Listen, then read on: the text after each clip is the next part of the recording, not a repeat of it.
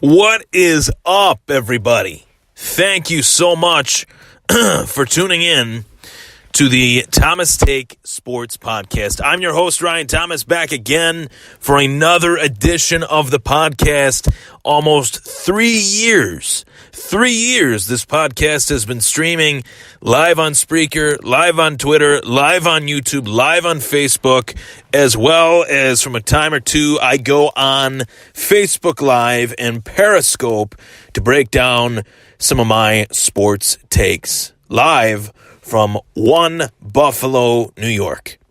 And along the way, this year, we've had a lot of really great MMA fights. I've been able to break down a lot of MMA, fights these last almost 3 years, I should say. But this year in particular, there's been a lot of really great ones. Habib versus Conor was one of those great fights, as well as Cyborg versus Holm, as well as a few others along the way. Too many to count, too many names to name. But above all, this fight on December 29th, UFC 232, Jon Jones comes back once again inside the octagon for the UFC to take on the toughest test of his career. That is Alexander Gustaffson. 5 years after their first fight at UFC 165, where Jon Jones and Alexander Gustaffson fought for 25 minutes in an all-out war. A fight that the outcome was highly debated and is still highly debated amongst the MMA fans, especially some of the most hardcore MMA fans around the world, being that Alexander Gustaffson is a Swedish sensation, much like Rasmus Dahlin, and Jon Jones is the American badass, like Kid Rock. Outside of all of that, we have a great fight. We can really dive into the X's and O's, if you will, of the fight. Who do I believe will win this fight, and why? Why do I believe this fight is the best rematch in UFC history? The biggest rematch in UFC history. Well, let me tell you why right here, right now, on the Thomas Take Sports Podcast. This is, above all, the biggest rematch in MMA, the biggest rematch in UFC history, respectively, because it features the greatest fighter in light heavyweight history, which is the most storied division in the sport. Jon Jones never has lost. Jon Jones remains undefeated with the exception of one disqualification loss to that of Matt Hamill. So this fight is another fight in the career of Jon Jones and the legacy of Jon Jones that makes people wonder, is Jon Jones back? Is he back? As Daniel Cormier once famously said, Jon Jones has defied the odds of a long layoff twice before. Once before, twice before. Can he do it a third time? The answer is yes. Being that a fighter has done it once, he can definitely do it twice. He can definitely do it 3 times. And Jon Jones has done it 2 times. Long layoff before his fight versus Ovince St. Preux. A long layoff before his rematch versus Daniel Cormier. Both fights, as I said, were victories because this man has never truly lost inside an octagon, inside the sport of MMA, as one of the best pound-for-pound fighters in the sport for the last almost 10 years now, since 2011. So for the last 7, almost 8 years, this guy has had a rocky career. There's no debating that. There's no doubting that. No one is going to debate that fact that Jon Jones has had a really bumpy road, and most of it has been because of his own self. He has put himself in this position time and time again. But I don't want to talk about that anymore. We've already been there. Jon Jones, as of yesterday, is an MMA fighter once again, and that it's in itself makes me very, very happy. Finds me to be elated. I'm elated that Jon Jones is back. This guy is so valuable for the sport. This guy is so big time.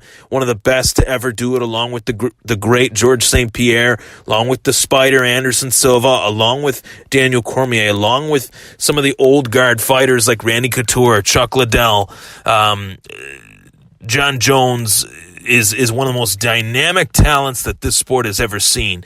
To get him back, to get him fighting, this is huge. And to get him fighting against the man, as I said, gives him the most trouble inside the cage thus far during his UFC career, that of the durable, nasty, vicious Alexander Gustaffson, who is coming off a little bit of a layoff in his own right, a fight that he last fought against Glover Teixeira. It feels like it was forever ago.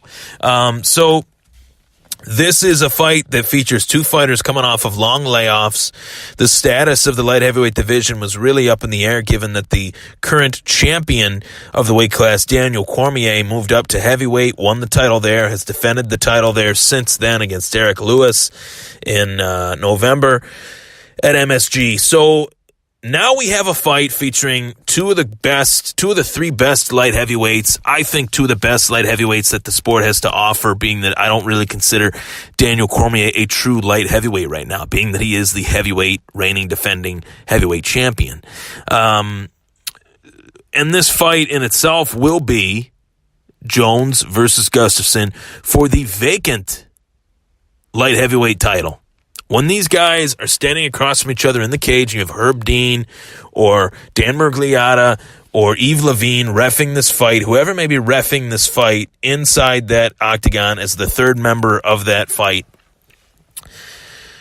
When he says it's time to fight or bring it on or whatever, both of these fighters will be fighting for the undisputed UFC light heavyweight title. Daniel Cormier will be stripped, and that has been, basically alluded to by Dana White, by virtually everyone in the business, that Daniel Cormier will have his belt taken away, rightly or wrongly, rightful reasons, wrongful reasons. I talked about it extensively. You can go onto the Thomas Take YouTube channel, where I dedicated a full 15 minutes to the show on this topic. And do I think it's right? In a way I don't, in a way I do. I'm a little bit on the fence about it, but nonetheless, the UFC felt like they needed to move on, and this fight should be for the undisputed title, given that Daniel Cormier moved up to heavyweight. There's a lot of fights for him there. Daniel Cormier wants the Brock fight. He's going to get the Brock fight, as far as I know.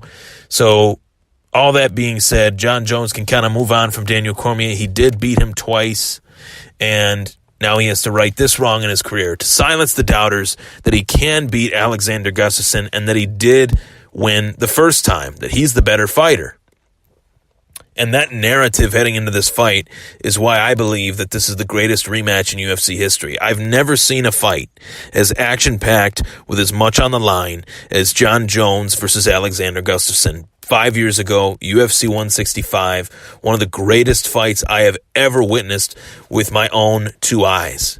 And to know that this is a rematch, to know that there is even just as more at stake the second time as there was the first time, I can only just clap my hands in just pure excitement for this fight. I cannot wait for December 29th, because this is a hell of a main event. There's a hell of a co-main event. It's a hell of a card, and we'll get to that a little bit later. But previewing this fight, this is the bee's knees of a fight. This is one of the best fights that the UFC could ever put on, and it's 5 years in the making. I feel like it's should have happened quite a long time ago, to be honest, but doing it this way at this current time, with everything that's happened between Jones and Cormier and Jon Jones' career trajectory, this fight is the fight that the doctor ordered, the doctor known as Dana White. And I believe to the fact that this is going to be a barn burner. I believe them when they hype it up this way. It will be a barn burner fight.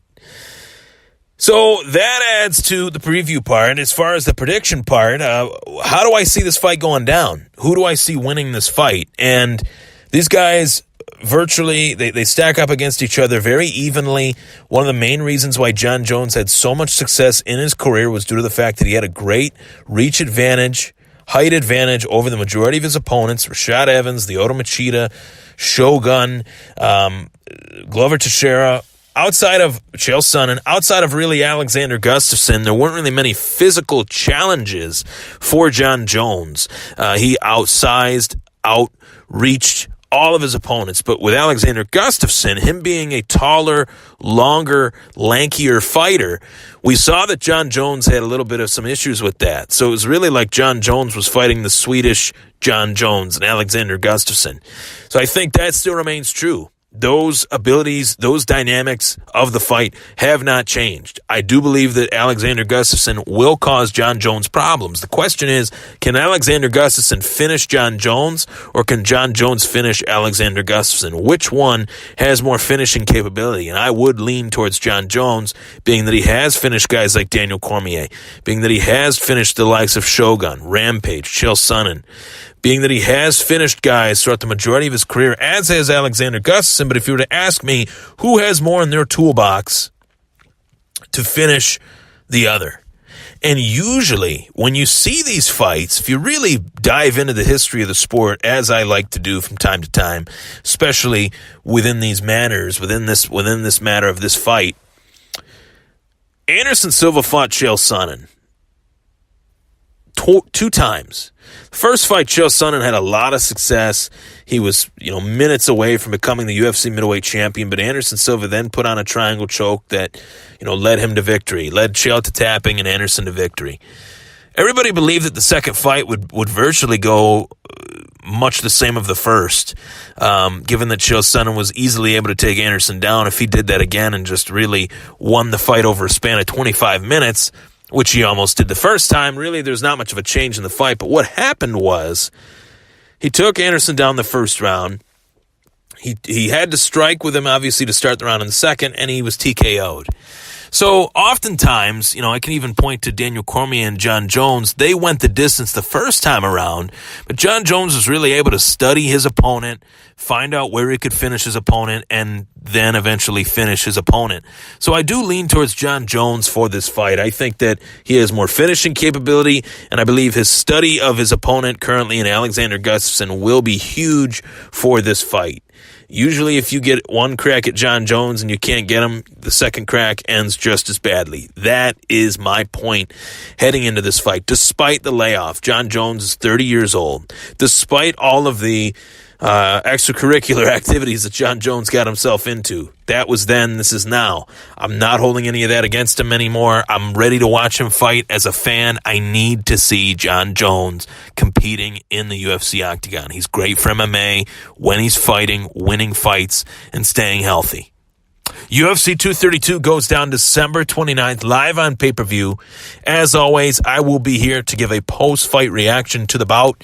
But if you were to ask me, who do I believe will win this fight? I believe it will be, once again, Jon Bones Jones. I'm Ryan Thomas. It was the Thomas Take. Take care, everybody. Thank you so much for tuning in as well. You can go to teespring.com/Thomas Take Sports Merch, or go to teespring.com and just search in the search bar Thomas Take Sports Merch. You will see sports merchandise, long sleeve, short sleeve, hoodies, t-shirts, whatever you want to call them.